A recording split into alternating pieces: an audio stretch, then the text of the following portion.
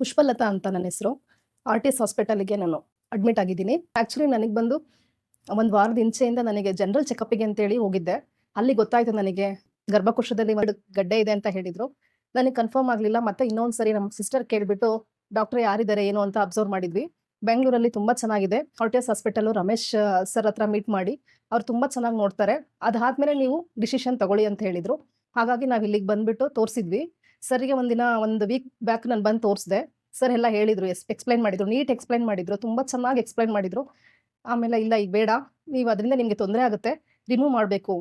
ನಿಮ್ಗೆ 2 ದಿನದಲ್ಲೇ ನೀವು ಗುಣ ಆಗ್ತೀರಾ. ಆಪರೇಷನ್ ಇದೆ ಅಂಥದ್ದು ಆಪರೇಷನ್ ಇದೆ ಅಂತ ಹೇಳಿದ್ರು. ಹಾಗಾಗಿ ಲ್ಯಾಪ್ರೋಸ್ಕೋಪಿ ಯೂಟ್ರಸ್ ರಿಮೂವರ್ ಸರ್ಜರಿ ಆಯ್ತು. 2 ದಿನ ಮುಂಚೆ ಆಪರೇಷನ್ ಆಗಿದೆ ನನಗೆ. ಈಗ ತುಂಬಾ ಚೆನ್ನಾಗಿದ್ದೀನಿ, ಫೈನ್ ಇದ್ದೀನಿ. ಒಂದೇ ದಿನಕ್ಕೆ ನಾನು ಎದ್ದು ಓಡಾಡಿದ್ದೀನಿ. ಹಾಗೆ ತುಂಬಾ ಚೆನ್ನಾಗಿದೆ. ಹಾಸ್ಪಿಟಲ್ ಫೆಸಿಲಿಟೀಸ್ ತುಂಬಾ ಚೆನ್ನಾಗಿದೆ. ನನಗೆ ಟೈಮಿಗೆ ಕರೆಕ್ಟಾಗಿ ಟಿಫನ್, ಊಟ ಎಲ್ಲ ಕೊಡ್ತಾರೆ. ಮತ್ತೆ ಕ್ಲೀನ್ನೆಸ್ಸು ಅಷ್ಟೇ ಕ್ಲೀನ್ ಆಗಿದೆ.